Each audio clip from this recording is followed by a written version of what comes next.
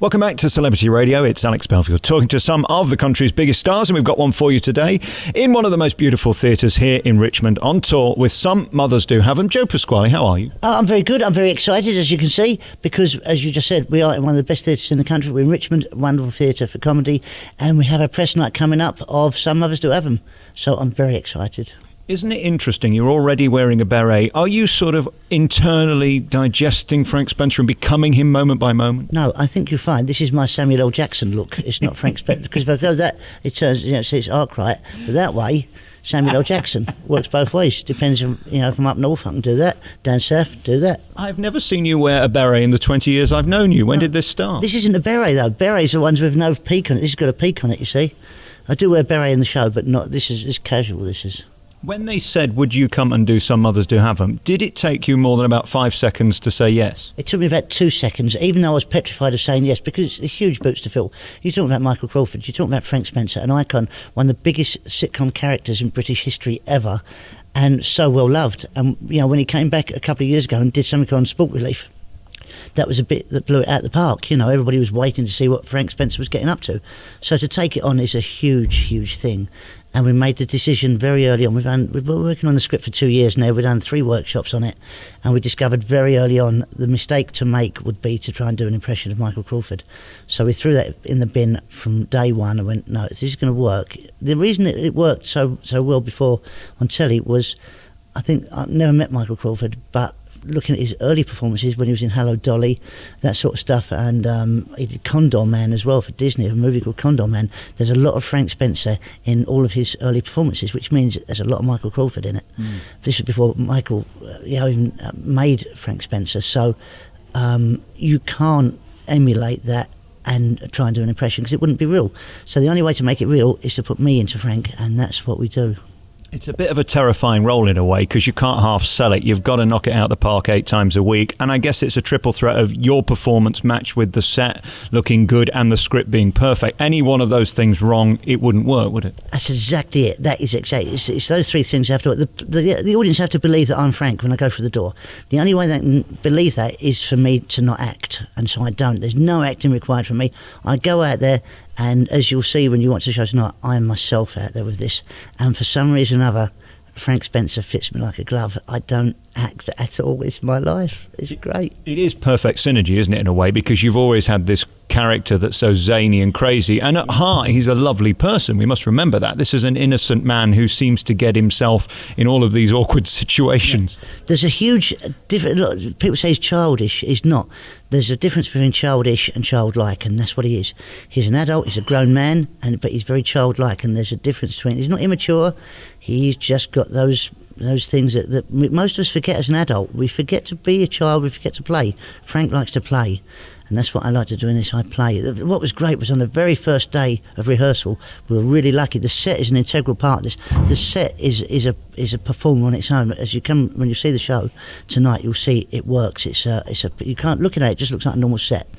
It's far more than just a normal set. It belies what you've seen there. If you look over there, just look like a normal house. It's not. There's a lot of secrets in that set there, and I don't want to give anything away. But we were very lucky on day 1 of rehearsals. We were lucky to be able to play on the set because it's so technically demanding. This, I had to learn the script before I got on day 1 rehearsals. 130 pages of dialogue. I'm on 128 of them. So day 1, it was great to come in and go, okay, what can we do? I knew the words. What can I get my head stuck in today? What can I fall over today? What can I break? What can I destroy in this whole performance that isn't already in the script?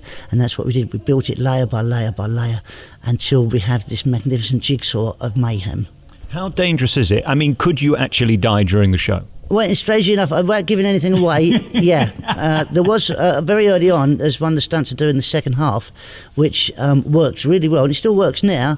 But it was put together with metal spikes in to hold it in place. And if one of those metal spikes had gone out of place, that could have killed me if it had gone in the wrong place. So what we've done, we've got rid of the spikes now and using magnets, which I hate it when I'm the cleverest man in the room. If I'm the cleverest man in the room, we're in trouble. But on that day, I was. I went, why are we doing this? What? Because if any one of these could hit me in the face or the jugular, I'm dead. They went, yeah, but it won't, will it? Well, it might do. Look, this is the law of physics. No one knows where that's going to land or where I'm going to land. Okay, well, what do you want to do? Well, let's get rid of the spikes, shall we? And so we got rid of the spikes, magnets. I can still get hurt, but I don't think I'm going to die now. And it is a very physical role. I mean, you've done lots of parts over the years. Probably The Producers was a massive show that you're in, but this one particularly is pushing you on every level. The dialogue equalled with the physicality. It's a tough gig, isn't it? This is probably the hardest, but also the best thing I've ever done. You know, I say that with complete conviction. The minute I come through the door, hello Betty, I'm home. That's it. The place goes up straight away, and it's not for me. It's like almost like the audience put on a pair of slippers that they recognise, and it's not the voice, because I don't do Michael's voice. It's just that character suits me, and within a couple of minutes they believe it, and it's just wonderful. Imagine going to work every day and being Frank Spencer. Imagine if that was your day, right? The joy of being Frank Spencer, where you've got no responsibilities at all. Being Frank, that's it. And it is one of those rare shows where there's no negative. It's just joyful, a bit like Heidi High. It's just an era that's been saved in time that we still treasure and love. Yeah, that's the beauty of this, is we've set it in 1973. There's a lot of music, as you'll see tonight when you watch the show. There's a lot of music from that era in the show, and it was particularly picked for 1973, the hits of that year. And Frank has a magic record player, which you'll see, which every now and then plays favourite songs. And it's just that slice. Everybody wants a bit of our childhood. That's what we want. We want it when it was a simpler world, when life was so much easier, when Donald Trump wasn't here, when the internet wasn't here, when all the bad stuff wasn't here in 1973. What an innocent time. And of course, that was the period when you were sort of becoming Joe Pasquale and ending up on stage and then touring and winning the Jungle and then ending up here. I guess for you, this sort of brings your career full circle, because you started out as a clown, which is what Frank is in a way. Yeah. And now you're back doing it in a professional play, but still doing these sellout summer seasons. I saw you last year. You can't even get a ticket. I had to sit on the floor. Thanks for that. No, you're welcome. I know you've got a very, what's the word, chubby bum, so you can take it. The thing is, leave it. The thing is with this show, it doesn't matter if you have any pre-knowledge of the original series. We've got kids come and see this and just sit there wetting their knickers at it, but they have no pre-knowledge of Frank Spencer at all. But it's just as you said, it's the pure joy of people from 5 years old to 95 coming to see it. And I knew it was funny when we were working on it. Didn't realise it was going to be as funny as it is as the audience react to it. And that's the knowledge. On first place, it's a really funny show. I didn't think it was. I thought, no, it was funny. Didn't think it was this funny, but it really is. Chubby bum, do we edit out or leave in? You've got to leave your chubby bum in. Okay, I'll leave it in. And then we look at you. It's also ginger, isn't it? We don't need to talk about that. But you're off screen, so they can't see. What is your problem? This is not nice. I don't have a problem. It's very unfair. No, but I like it. Anything else? Any more insults? It's not an insult. I'm just letting them know the colour of your hair. It was a compliment. Yeah, of course. I'm just letting them know because they can't see you. No, that's for the best. Of course it is. Very appropriate. Now, let's talk about you and your work ethic. What interests me about you, last week there was terrible snow and nobody could get anywhere, and yet you still put the show on for less than 20 people because you owed them a show. Most people would go, it's not worth it. Now, that's not that people hadn't booked or it was a 30-seater venue. It was a 1,000-seater. Yep. You still did it. What makes you do that? Why are you so dedicated to the audience? One is I love going on stage. We was in Buxton Opera House, which is just a wonderful theatre. It's a great playhouse, beautiful. Old Matcham, Frank Matcham, was a great architect of theatres. And to be in Buxton, and it's just a beautiful place to be in, 9 inches of snow, no one could get there. We was in town, we was all living locally in different digs, and 13 people, we had like 400 people booked for a Thursday afternoon matinee. 13 turned up. And everybody's going, what are we going to do? We're going to do it. And what, for 13? There's more of us than there is of them. Doesn't matter. So what we're going to do, we're going to go to the pub otherwise. So, and 13 people, there was all locals that trudged through. No one could get the cars in or out anywhere because it's so hilly around that way as well. If you put the car out, you just slide down a hill. So it was only the people that lived locally enough that walking in distance that got there. So there was 13 sat there and they were spread out everywhere. It was like dominoes, one over here, one over there, one over here. So I went out at the beginning of the show with me Mac and me beret and went, look, this isn't part of the show, but I just want to say thank you for making the effort. A lot of shows in the country have shut because of people can't get there, but we're still here. If we don't do this, we're going to go to the pub. So what we'd like to invite you to do, they all sat in the front row, and I had a box of matchmakers that the theatre had given us. They'd given us a box of matchmakers. And I went down and I broke them all up and I let them have these matchmakers between them. They sat there eating matchmakers, watching the show, and at the end, 13 people stood up, standing ovation from 13 of them, and it was one of the best gigs I've ever done. I was going to say, you'll never forget it, will you? No, neither will they. They won't either. The joy that 9 Inches can bring you. Oh yeah, especially with a matchmaker. Incredible. Yeah.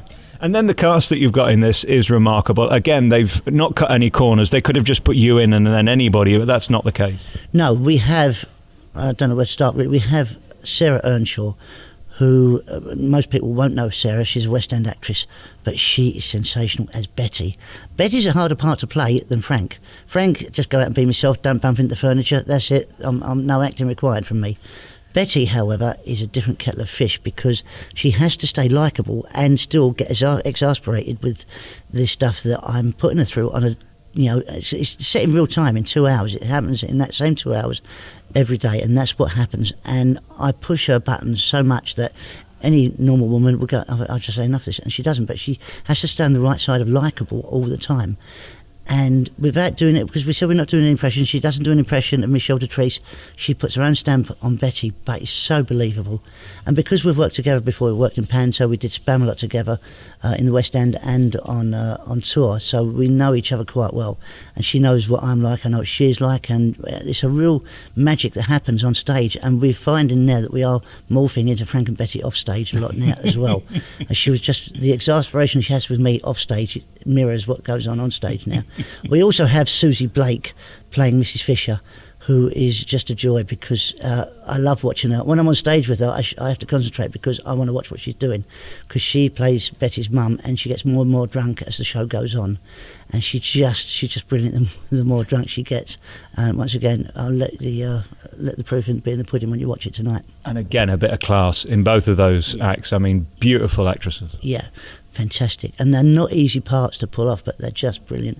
And basically, what's wonderful about this is all these people, they just feed me the lines. It's great.